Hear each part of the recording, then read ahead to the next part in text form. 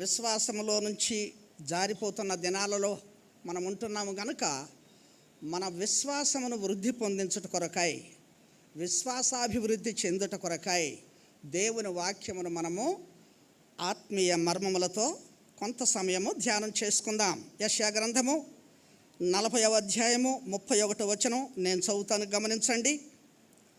యెహోవా కొరకు ఎదురు చూచు వారు నూతన బలము పొందుదురు, వారు పక్షిరాజుల వలె రెక్కలు చాపి పైకి ఎగురుదురు, అలయక పరుగెత్తుదురు, సొమ్మసిల్లక నడచిపోవుదురు అని చూస్తున్నాం.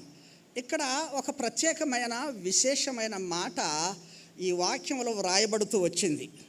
అదేమిటి అంటే ఆ పై భాగంలోనే ఉంది. యెహోవా కొరకు ఎదురు చూచువారు నూతన బలము పొందుదురు, వారు పక్షిరాజుల వలె రెక్కలు చాపి పైకి ఎగురుదురు. ఈ ఉదయకాల సమయంలో మన ఆత్మీయ అభివృద్ధి కోసమై పక్షిరాజును గూర్చినటువంటి మాటలు, ఇక్కడ ఈ వాక్యం అంతటికి ప్రధానమైనటువంటి ఒక మాటగా పక్షిరాజును మనం చూస్తుంటున్నాం. ఎందుకంటే ఈ పక్షిరాజు రెక్కలు చాపి పైకి ఎగురుతుంది. అంత మాత్రమే కాదు, అది నూతన బలము పొందుతుంది. అంత మాత్రమే కాదు, అది అలయక పరుగెత్తుతుంది, సొమ్మసిల్లక నడిచిపోతుంటుంది.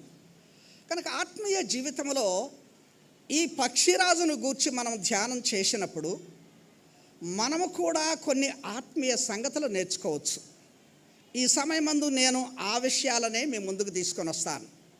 పక్షిరాజులో ఉన్న కొన్ని ఉన్నతమైన గుణాలు, ఆ ఉన్నతమైన లక్షణాలు, ఆ గుణాలను మనము మన విశ్వాస జీవితానికి అన్వయించుకున్నప్పుడు మనకెంతో బలము కలుగుతుందనే సంగతిని మనము తెలుసుకుందాం ఈ సమయమందు.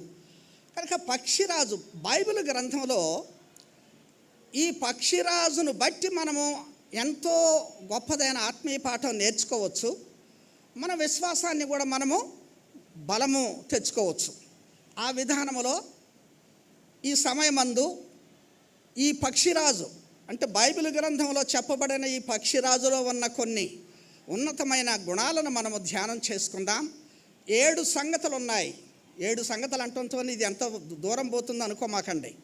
చాలా క్లుప్తంగా అర్థవంతంగా ఆ 7 గుణాలు అంటే పక్షిరాజులో ఉండే ఆ 7 గుణాలు కూడా మన విశ్వాస జీవితంలో మనం అన్వయించుకున్నప్పుడు మనకెంతో మేలు కలుగుతుందనే విషయాన్ని మనం ఇప్పుడు తెలుసుకుందాం.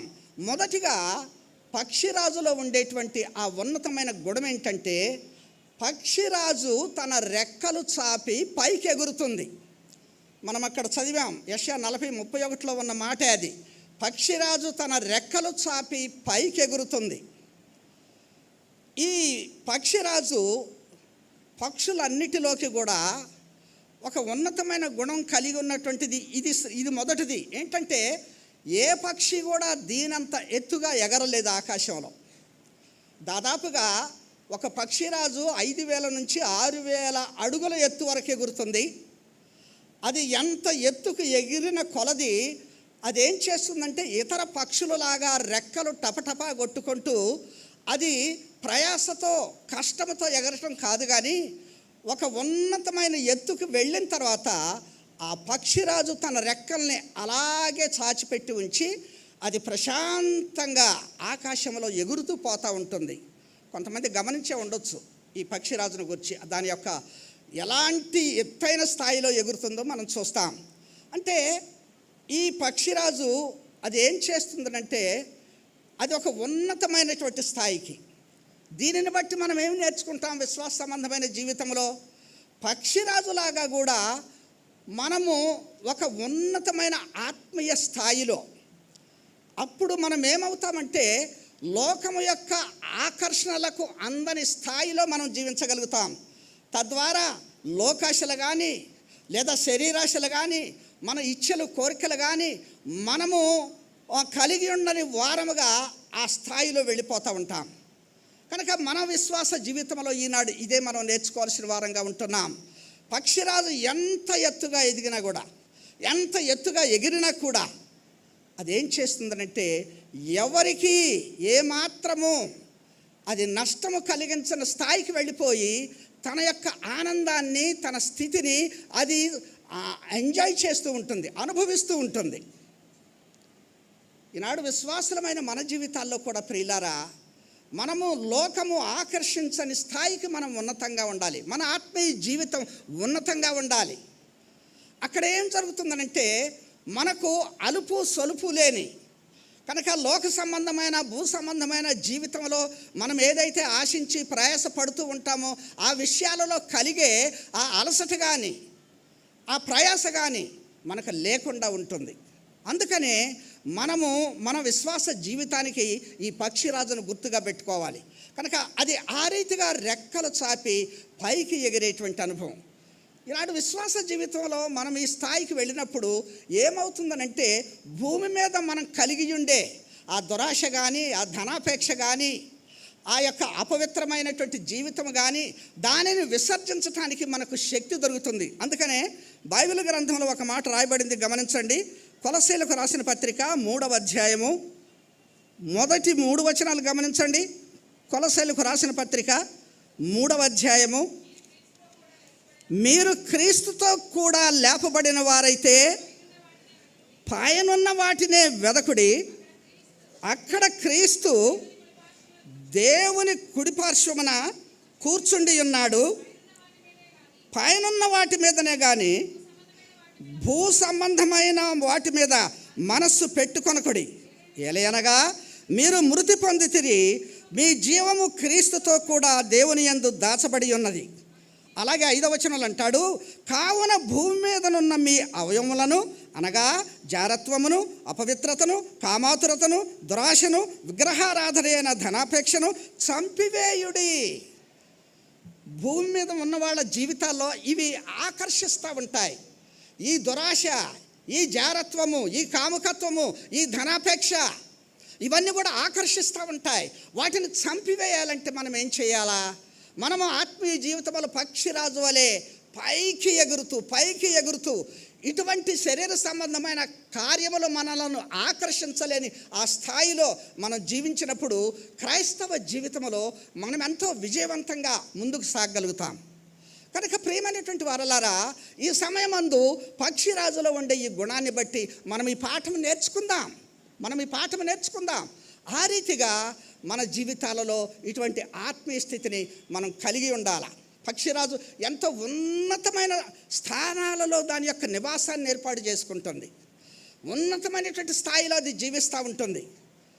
మనము కూడా మన రక్షకుడైన యేసుక్రీస్తు ఆయన పైన ఉన్నాడు గనక ఆయన వైపు చూచేవారంగా ఉన్నప్పుడు ఆ దిశగా మన యొక్క ఆత్మీయ జీవితము ప్రయాణం చేస్తూ ఉంటుంది. అందుకనే మనం పైనున్న వాటిని వెదకాల. ఎందుకంటే మన ప్రభువు అక్కడున్నాడు, ఆయనలో మన జీవము దాచి ఉన్నది. మనము ఆయన కొరకు ఈ భూమి మీద సిద్ధపరచబడవలసిన వారంగా ఉంటున్నాం. కనుక ఈ భూమి ఆకర్షణలకు లోనయ్యే ఈ యొక్క శరీర సంబంధమైన ఇచ్ఛలు, కోరికలు, ఈ యొక్క ఆశలు, వాటన్నిటిని మనం త్యజించటానికి మనం పక్షిరాజు వలె పైకి ఎగిరే వారంగా ఉండాలి, పైకి వెళ్ళే వారంగా ఉండాలి. కనుక మొదటి ఈ గుణాన్ని మనం చూస్తుంటున్నాం. కనుక పక్షిరాజు తన రెక్కలు చాపి పైకి ఎగురుతూ ఉంది. ఈనాడు మన జీవితాల్లో కూడా ఇటువంటి ఉన్నత స్థాయిని మనం పక్షిరాజు వలె పైకి ఎగురుతూ భూ సంబంధమైన వాటికి దూరంగా వెళ్ళి ఆత్మీయ జీవితంలో ఒక గొప్పదైన, అద్భుతమైన విశ్వాస సంబంధమైన జీవితంలో మనం వృద్ధి పొందుతూ ఉండాలి. ఇక రెండవది ఏంటంటే, పక్షిరాజు పైకి ఎగురుతున్నా కూడా దాని యొక్క కనుదృష్టి భూమి మీద ఉంటుంది. దయచేసి చూడండి, యోబు గ్రంథము 39వ అధ్యాయము 29వ వచనం. యోబు గ్రంథము 39వ అధ్యాయము 29. అక్కడ నుండి తన ఎరను వెదకును, దాని కన్నులు దానిని దూరము నుండి కనిపెట్టును. చాలు. ఈ పక్షిరాజంట అక్కడ నుండి, ఎక్కడ? ఆకాశంలో ఎక్కడో ఎగురుతూ, ఆ ఉన్నతమైన ఎత్తైన స్థలములో ఎగురుతూ కూడా దాని కనుదృష్టి ఎక్కడుందంట? భూమి మీద. అక్కడ నుండి దాని ఎరను అది కనిపెడుతుంది. ఈ విషయం మనకేమి నేర్పుతుంది? లోకములో మనము ఆత్మీయ స్థాయిలో ఉన్నత స్థితిలో వెళ్ళిపోయినప్పటికీ, మన పాపముల నుంచి మనం విడుదల పొంది రక్షణ పొందినప్పటికీ, మనం ఏం చేయాలనంటే మన దృష్టిని భూమి మీద నిలిపే వారంగా ఉండాలి. దేని కొరకు? ఒక రక్షణ పొందినటువంటి విశ్వాసి, దేవునిలో విడుదల పొందినటువంటి ఒక విశ్వాసి, నా మట్టుకు నాకు చాలు, నేను రక్షణ పొందినాను, నా పాపాలు క్షమించబడినాయి అని చెప్పేసి ఏ కొండకో ఏ కోనకో పోయి మరి జపం చేసుకోవటమో, లేదా ప్రార్థన చేసుకోవటమో, లేదా తపస్సు చేసుకోవటమో కాదు. నీవు నేను రక్షించబడిన తర్వాత ఈ భూమి మీద మన వలె ఆత్మీయ స్థితిలో ఆ అనుభవం లేనటువంటి వారు, నశించిపోయేటువంటి మానవుల యొక్క రక్షణార్థమై మనం ఏం చేయాలా? మనము వారిని వెదికి కనుగొని ప్రభు దగ్గరకు నడిపించేటువంటి ఆ భారము మనం కలిగి ఉండాలి. ఇది మనం పక్షిరాజు యొక్క ఈ స్థితిలో మనం నేర్చుకునేటువంటి పాఠం. కనుక అది అంత ఉన్నతమైన స్థాయిలో ఎగురుతున్న తన కనుదృష్టిని భూమి మీద ఉంచుతుంది. కారణం ఏంటంటే మనతో పాటు మిగతా మానవాళి కూడా రక్షణ పొందాలి. ఈ దినాల్లో ఎవరి మట్టికి వారు, నా ఇంటికి నాకు చాలు, నా మట్టుకు నాకు చాలు, మాకు అన్నీ బాగున్నాయి, మాకంతా సంతోషంగా ఉంది, మా పాపాలు క్షమించబడినాయి, మేము రక్షణ పొందినాము అంటమే కాదు, కానీ నశించిపోయే ఆత్మల భారము మనం కలిగే వారంగా ఉండాలి. వాళ్ళను వెదకి ప్రభు కొరకు సంపాదించే వారంగా ఉండాలి. యేసు ప్రభు ఒక మాట అంటాడు, లూకా సువార్త 19వ అధ్యాయం 10వ వచనంలో ఏమంటాడు? నశించిన దానిని వెదకి రక్షించుటకు మనుష్య కుమారుడు ఈ లోకానికి వచ్చాడు. యేసు ప్రభు ఎందుకు వచ్చాడు? ఆయన పరసంబంధమైన జీవితంలో, అత్యున్నతమైన సింహాసనములో, ఆకాశమందున్నటువంటి ఆ ప్రభువు ఆయన ఏం చేశాడు? భూమి మీద ఉన్న మనుషులను చూశాడు. పాపములో శాపములో నశించిపోతున్న మానవులను చూశారు. కనుక వాళ్ళను రక్షించటానికి ఆయన పైనుంచి దిగి వచ్చి వెదకి రక్షించాడు. ఈనాడు మన జీవితాల్లో కూడా నశించిపోయే మనుషుల యొక్క ఆత్మలను ప్రభు వైపు సంపాదించడానికి మనమలా సువార్తను లోకంలోనికి తీసుకొని పోయే వారంగా ఉండాలి. కనుక ఈ పక్షిరాజు యొక్క ఈ రెండవ ఆ గుణములో మనము ఈ ఆత్మీయ పాఠాన్ని నేర్చుకోవాలి. ఆ రీతిగా మనం ప్రభు కొరకు ఆత్మలను సంపాదించాలి. యేసు ప్రభు కూడా ఒక మాట అంటాడు, యోహాను సువార్త 4వ అధ్యాయం 34వ వచనంలో, నేను నా తండ్రి చిత్తమును నెరవేర్చుటకును ఆయన చెప్పిన పనిని ముగించుట నాకు ఆహారమై ఉంది. అంటే ప్రభువు ఎందుకండి 3.5 సంవత్సరాలు ఆయన నిద్రాహారాలు మాని పగలంతా పరిచర్య చేసేవాడు, రాత్రంతా కొండకు వెళ్ళి ప్రార్థన చేసేవాడు. అంటే ఆయన ఏనాడు సుఖానుభవం పొందినవాడు కాదు తన 3.5 సంవత్సరాల సేవా జీవితంలో. కారణము మరి అంతకుముందు 30 సంవత్సరాలు అంటారా? ఆయన కష్టపడి పని చేసి తన కుటుంబం మొత్తాన్ని పోషించాడు. గుర్తుపెట్టుకోండి. అంటే ఆయన యొక్క భారం చూడండి. అందుకనే అక్కడ ఆ మాట అంటాడు. కనుక ఈ భూమి మీద రెస్ట్లెస్గా ఒక్కొక్కసారి శిష్యులు అంటారు, ప్రభా నీకు విశ్రాంతి లేదు, నీకు ఆహారం అది ఇది లేదంటే, అరే తండ్రి నన్ను పంపిన చిత్తము నెరవేర్చటము, ఆయన నాకు అప్పచెప్పిన పనిని ముగించటమే నాకు ఆహారం కదా. అంటే ఆయన ఎంత భారము కలిగి ఉన్నాడు ఆత్మలను రక్షించటంలో. ఆయన ఎంత శ్రద్ధ కలిగి లోకములో నశించిపోయిన వారి యొద్దకు వచ్చి ఆ రక్షణ సువార్తను చెప్పి రక్షించిన వాడిగా ఉన్నాడు. ఎండవేళ ఆ సుకారాను ఊరిలో యాకోబు బావి దగ్గర ఏం పని ఆయనకు? అంత ఎండవేళ అక్కడ పాపములో ఒక స్త్రీ ఉంది. ఆ సమరయ స్త్రీని రక్షించడానికి వెళ్ళాడు ఆయన. ఆ యెరికో శాపగ్రస్తమైన పట్టణానికి ఆయన ఎందుకు వెళ్ళాల్సి వచ్చింది? పరిశుద్ధ పట్టణమైన యెరూషలేము నుంచి అక్కడొక మరి పాపి ఉన్నాడు, ఒక అక్రమ సంపాదనలో అత్యధిక పాపంలో మునిగిపోయిన జక్కయ్య ఉన్నాడు. రక్షించడానికి అక్కడికి వెళ్ళాడు. ఆ కపెర్నహూముకి ఎందుకు వెళ్ళాడు? అక్కడ ఒక మరి పక్షవాయువుతో బాధపడుతున్నవాడు ఉన్నాడు. వాణ్ణి మా పాపాలు క్షమించి అతనికి స్వస్థత ఇవ్వటానికి వెళ్ళాడు. ఆ బేతనీకి ఎందుకు వెళ్ళాడు ఆయన? అక్కడ పాపములో చనిపోయినటువంటి ఒక లాజరు ఉన్నాడు. అతని యొక్క మరణానికి, ఆ పాపమునకు సాదృశ్యంగా ఉన్న మరణము నుంచి లాజరును లేపటానికి అక్కడికి వెళ్ళి వారి దుఃఖంలో ఆయన పాలు పంచుకున్నవాడై, కన్నీళ్లు విడిచినవాడై ఆ యొక్క లాజరును లేపాడు. కనుక తన యాత్ర జీవితంలో ఈ భూమి మీద ఆయన ఎక్కడికి వెళ్ళినా పాపములో నశించిపోయిన వారిని రక్షించటానికి ఆయన వెదకుతూ వెళ్ళి కనుగొని వారిని రక్షించినట్లుగా మనం చూస్తుంటున్నాం. అందుకనే మనము కూడా విశ్వాస సంబంధమైన జీవితంలో రక్షణ పొందిన తర్వాత అనేక మంది రక్షణార్థమై మనము భారము కలిగి ఉండాలి. దేవుడి నాడు తన ప్రజలైన వారికి సంఘంలో చాలా రకాలైన కృపావరాలు ఇచ్చాడు. ఇక్కడ నిలబడి బోధిస్తున్నానంటే ఇది నాకు ఇచ్చిన ఒక వరం దేవుడు. కానీ మిగతా వారికి నీ వరాన్ని నువ్వు వాడుతున్నావా? నీకేం భారం ఉన్నది? ఆ భారాన్ని వాళ్ళ దేవుని మందిరంలో మనం అందరం కలిసి ఆయన అవయవాలుగా పనిచేస్తుంటేనే ఇంత పెద్ద సంఘం నడిపించబడతా ఉంది. ఒక్క బోధ చేస్తే సరిపోదు, ఒక పాట పాడితే సరిపోదు. కనుక అన్ని విభాగాల్లో కనుక కృపావరాలు ఇచ్చిన దేవుడి కొరకు మనము ఎంత భారము కలిగి మన వరాన్ని దేవుని కొరకు ఉపయోగిస్తున్నాం. కనుక ప్రియమైనటువంటి దేవుని ప్రజలారా, కనుక పక్షిరాజు అంత పైకి ఎగురుతూ ఉన్నా కూడా అదేం చేస్తుందంట, అక్కడ నుండి దాని ఎరను భూమి మీద కనిపెడుతుంది.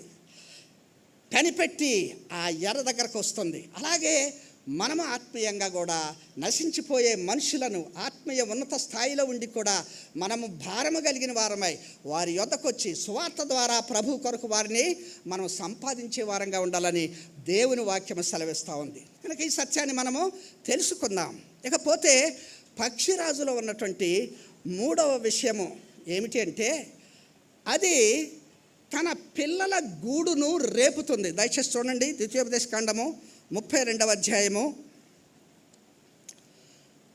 11వ వచనం.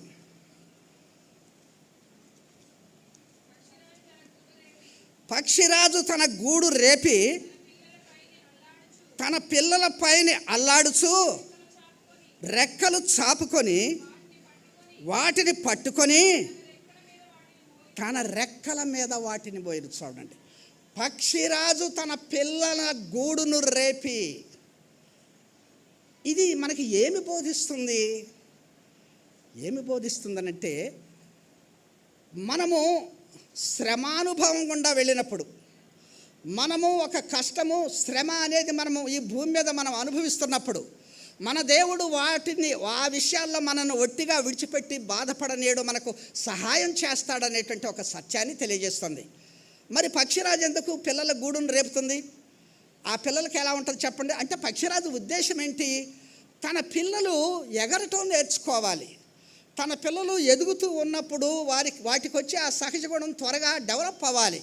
అందుకని ఏం చేస్తుందనంటే, ఆ గూడును పీకి వేస్తుంది పక్షిరాజు.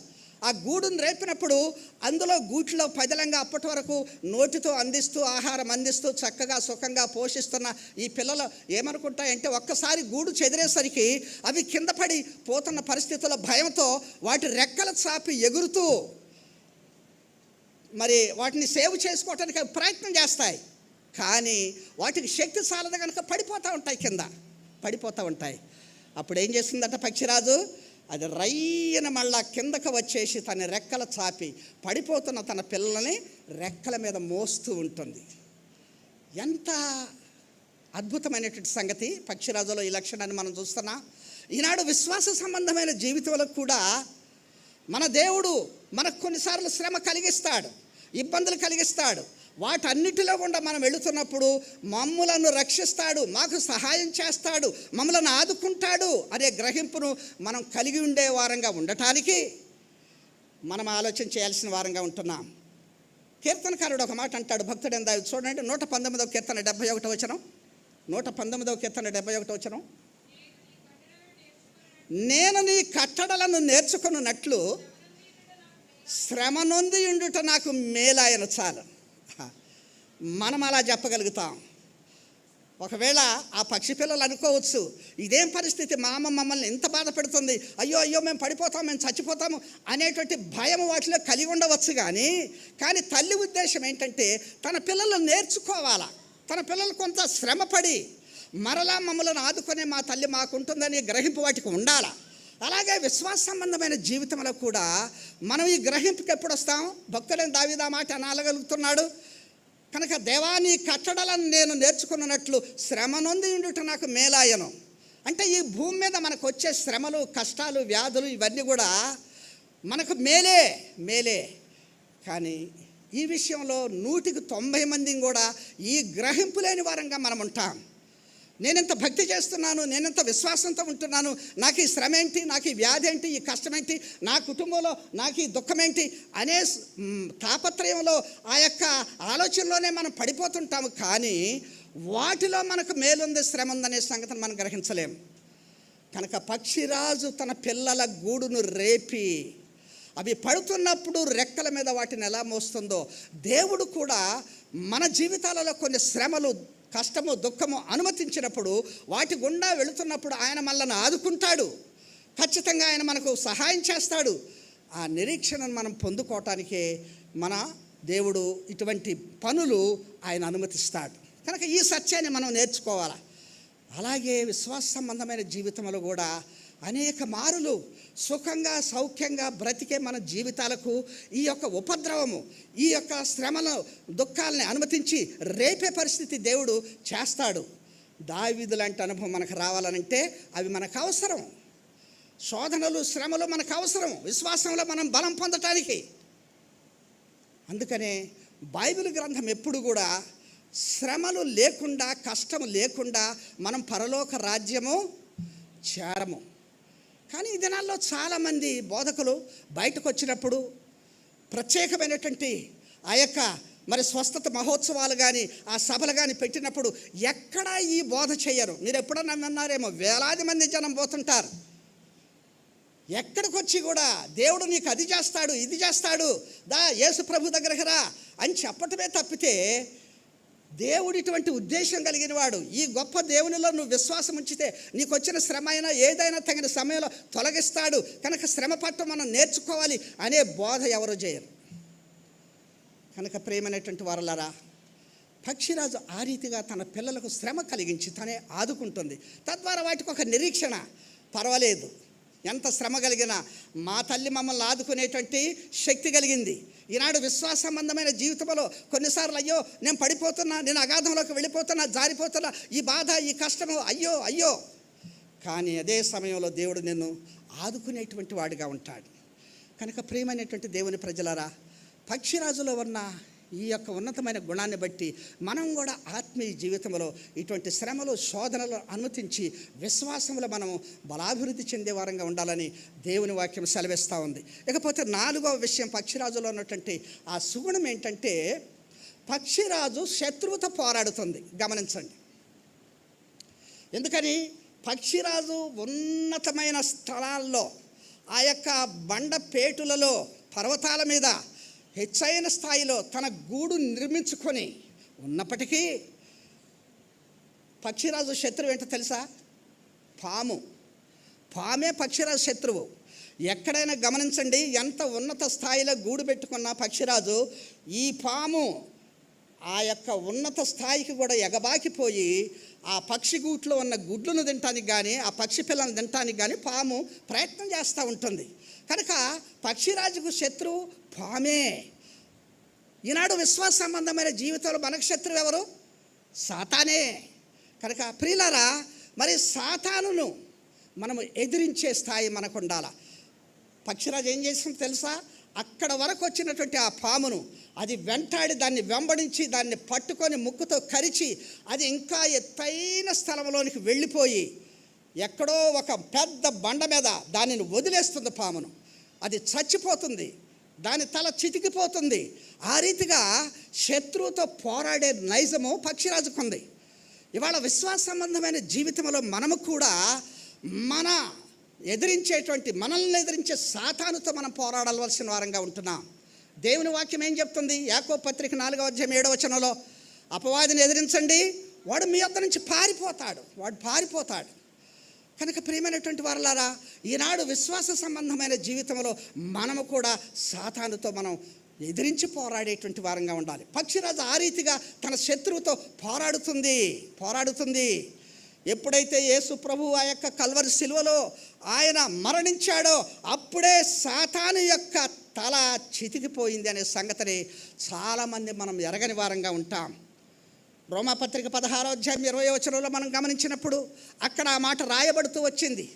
ప్రభు అయినటువంటి యేసుక్రీస్తు సమాధానకర్తయగు దేవుడు సాతానుని మీ కాళ్ళ క్రింద శీఘ్రముగా చితక తొక్కిస్తాడు. కనుక వాడి తల చితికిపోయింది, వాడి తల పగిలిపోయింది.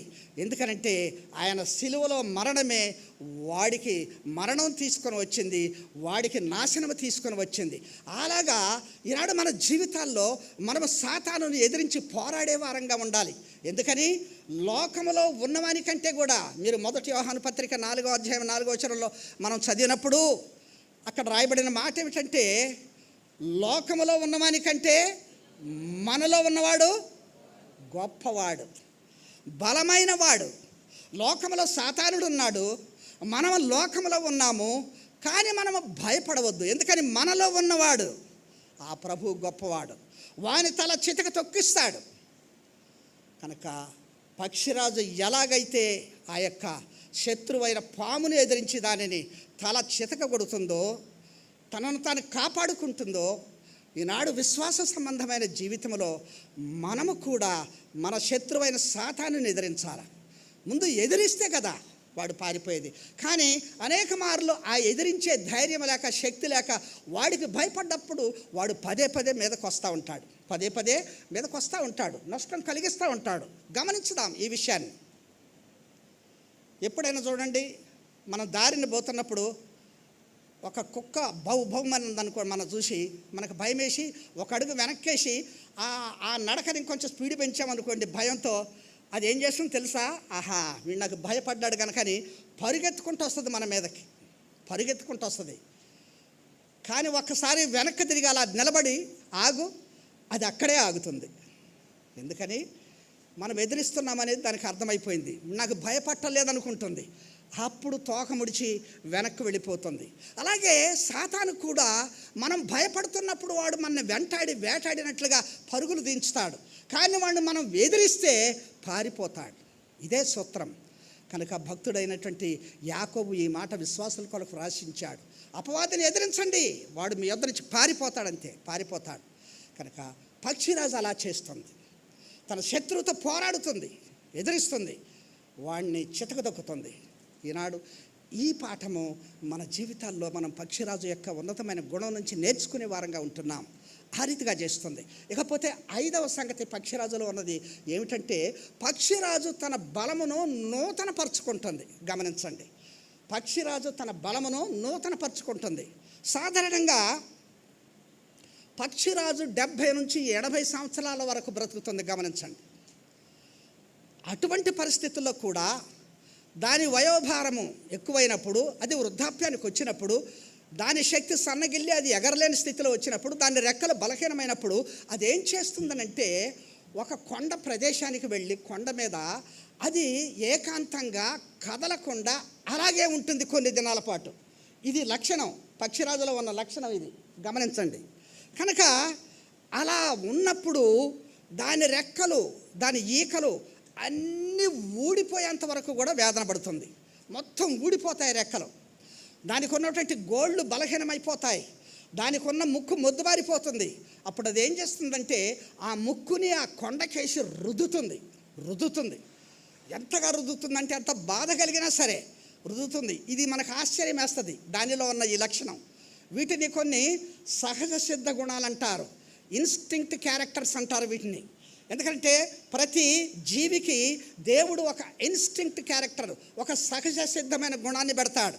అలాగే పక్షిరాజులో ఉన్న ఆ గుణం అది ఆ రీతిగా నిరాహారంగా వేదన చెందుతూ తన రెక్కలన్నీ ఈకలన్నీ ఊడిపోయి బోడిదైనట్టు అయిపోయి తన ముక్కు పూర్తిగా రుద్దుకొని హింసపడి కొన్ని దినాల పాటు అలాగ ఉన్న తర్వాత ఏమవుతుందంటే, దానికి మరలా కొత్త ఈకలు వస్తాయి, దానికి మరలా కొత్త గోళ్ళు వస్తాయి, దానికి మరలా వాడి అయిన కొత్త ముక్కు వస్తుంది.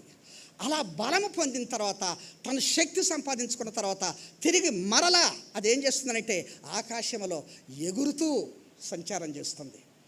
ఇది ఎంత శ్రేష్టమైనటువంటిది. అందుకనే కీర్తనకారుడు ఒక మాట రాసి ఉంచాడు బైబిల్లో. చూడండి, 103వ కీర్తన 5వ వచనం గమనించండి. 103వ కీర్తన 5వ వచనం.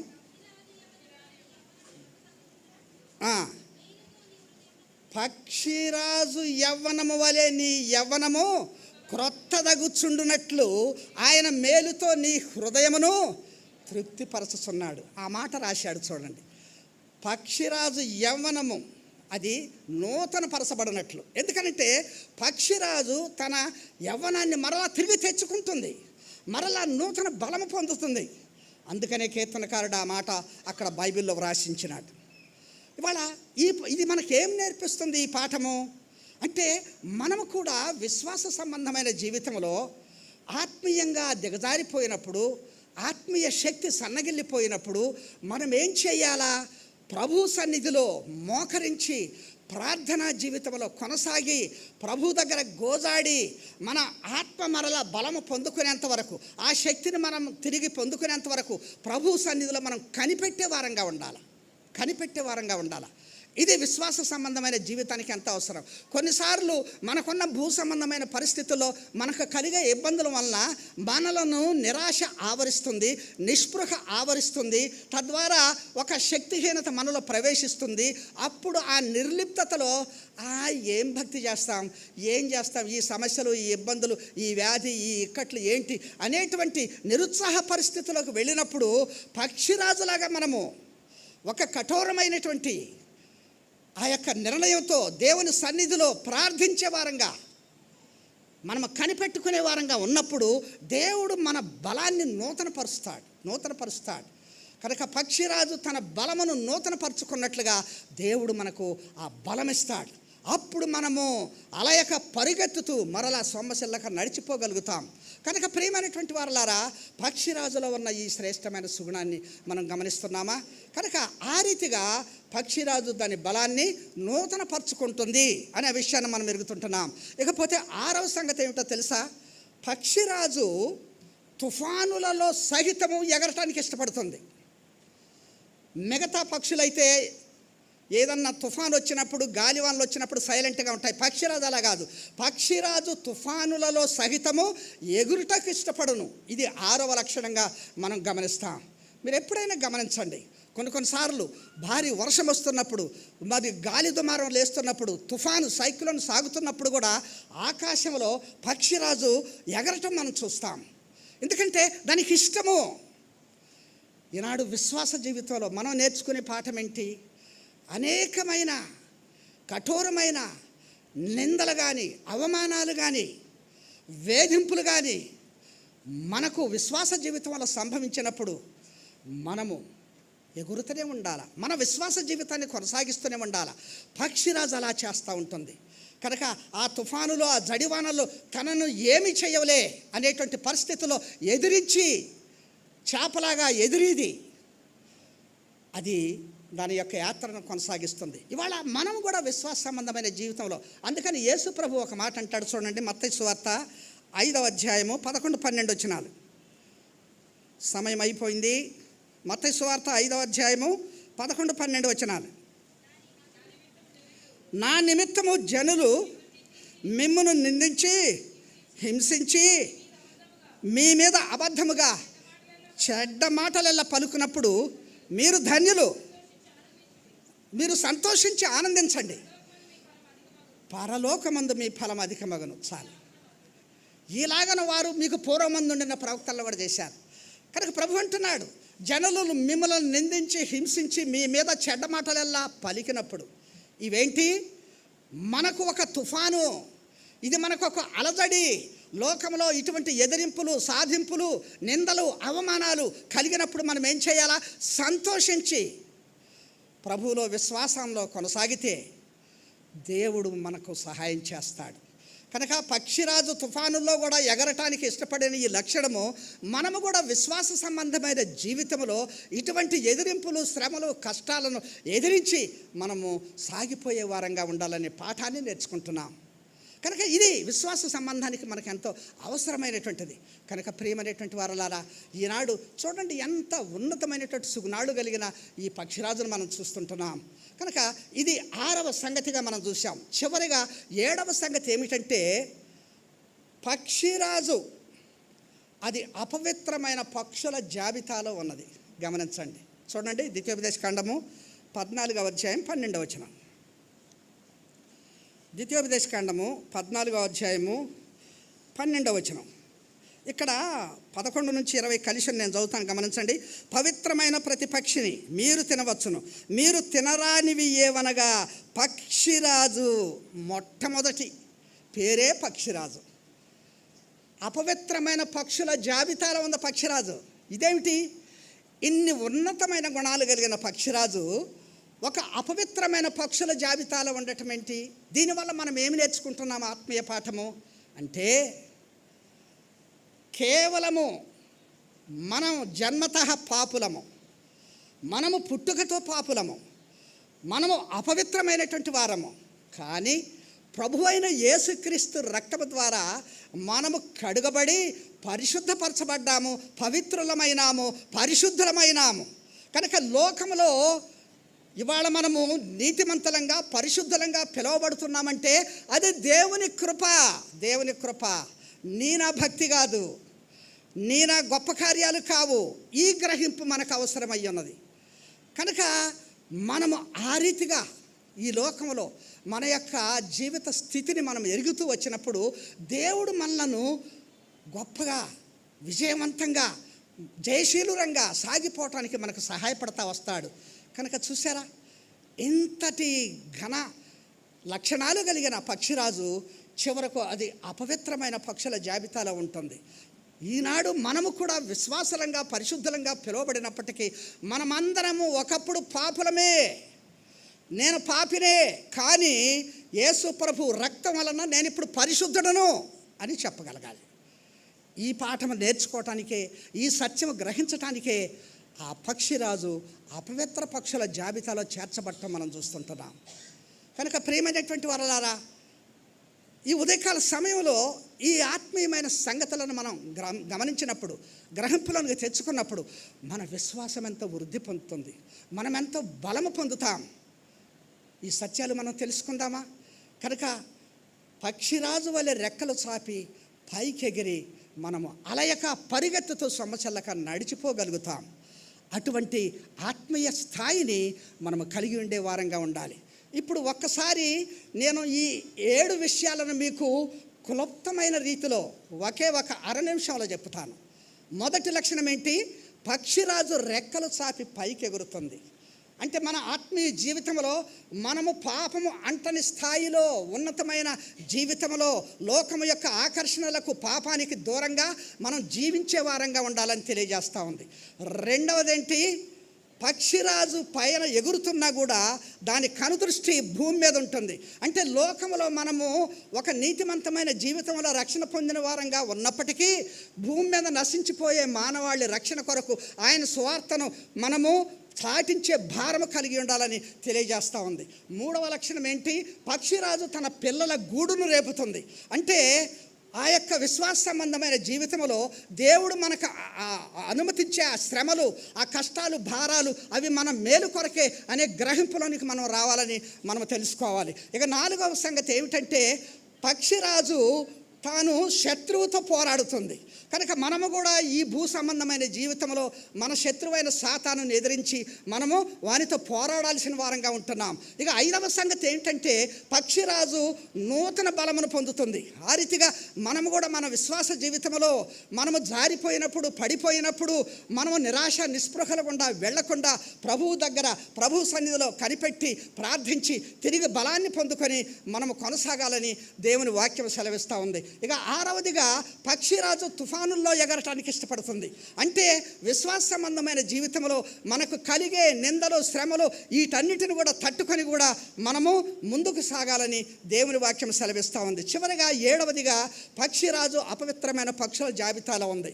అంటే మనము కూడా దేవుని కృప వల్ల పరిశుద్ధులమయ్యాము, నీతిమంతులమయ్యాము, కానీ మన గొప్ప కార్యం కాదనే సత్యాన్ని గ్రహించి ఆ ప్రభువునందు విశ్వాసం ఉంచి ఆయనను స్తుతిస్తూ మనము ముందుకు సాగాలని దేవుని వాక్యం ద్వారా మనం బోధించబడుతున్నాం. ఈ ఆత్మీయమైన సంగతులతో, ఈ పక్షిరాజులో ఉన్న ఈ 7 గుణాలతో మనము విశ్వాసాభివృద్ధిని పొంది మన యాత్రలో మనము నడుచుకుందాము గాక. దేవుడు మనకు సహాయం చేయనుగాక.